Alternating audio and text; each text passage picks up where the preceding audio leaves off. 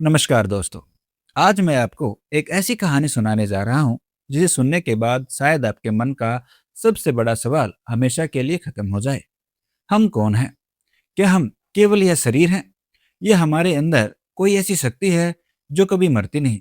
एक बार एक राजा ने एक महान संत से यही प्रश्न पूछा, अगर आत्मा और परमात्मा एक है तो फिर हम भगवान से अलग क्यों दिखाई देते हैं? संत ने उस समय कोई उत्तर नहीं दिया, लेकिन अगले दिन उन्होंने राजा को नदी के किनारे बुलाया और वहां जो हुआ उसने राजा की पूरी जिंदगी बदल दी। आइए जानते हैं यह अद्भुत कहानी। बहुत समय पहले एक राज्य में एक न्यायप्रिय राजा रहता था। उसके पास धन था, सेना थी, महल था, लेकिन उसके मन में एक प्रश्न हमेशा घूमता रहता था, आत्मा और परमात्मा का संबंध क्या है? एक दिन उसे पता चला कि जंगल में एक सिद्ध संत रहते हैं। राजा तुरंत उनके पास पहुंचा। उसने प्रणाम किया और पूछा, हे गुरुदेव, कृपया करके बताइए कि आत्मा और परमात्मा में क्या अंतर है? संत मुस्कुराए। उन्होंने कहा, कल सूर्योदय से पहले नदी के किनारे आ जाना, वहीं उत्तर मिलेगा। राजा पूरी रात बेचैन रहा। सुबह होते ही वह नदी पर पहुंच गया। संत पहले से वहां बैठे थे।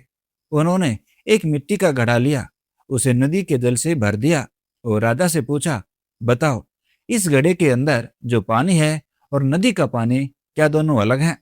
राजा बोला, अभी तो अलग दिखाई दे रहे हैं। संत ने बिना कुछ कहे घड़ा उठाया और उसे नदी में उल्टा कर दिया। घड़े का सारा पानी नदी में मिल गया।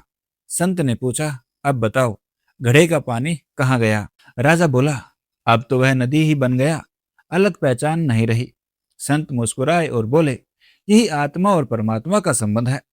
फिर उन्होंने कहा, जब तक घड़ा है तब तक पानी अलग दिखाई देता है, यानी जब तक शरीर और अहंकार है तब तक आत्मा अपने आप को परमात्मा से अलग समझती है। लेकिन जिस दिन अहंकार टूट जाता है उस दिन आत्मा समझ जाती है कि वह कभी परमात्मा से अलग थी ही नहीं। राजा ध्यान से सुन रहा था, लेकिन उसके मन में एक और प्रश्न उठा।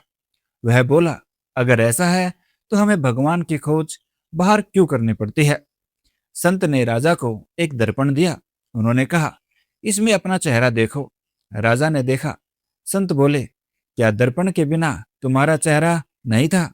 राजा बोला, था, लेकिन दिखाई नहीं दे रहा था। तब संत बोले, ठीक वैसे ही परमात्मा हमेशा हमारे अंदर है।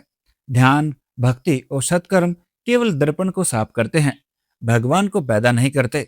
राजा की आंखों से आंसू बहने लगे। उसे समझ आ गया कि वह जीवन भर भगवान को बाहर खोज रहा था, जबकि वे तो उसके अपने हृदय में ही विराजमान थे। उस दिन के बाद राजा पहले से भी अधिक विनम्र हो गया। उसने प्रजा की सेवा को ही भगवान की सेवा मान लिया और उसका पूरा जीवन बदल गया। कहानी की सीख। दोस्तों, आत्मा कभी परमात्मा से अलग नहीं होती। अलग होता है तो केवल हमारा अहंकार, हमारा अज्ञान और हमारी गलत पहचान। जिस दिन मन शांत हो जाता है उस दिन आत्मा अपने असली स्वरूप को पहचान लेती है और वही पहचान ईश्वर की प्राप्ति है। वीडियो अच्छी लगी हो तो इसे लाइक करें और ऐसी ही कहानियों के लिए हमारे इस चैनल को सब्सक्राइब जरूर करें। हर हर महादेव।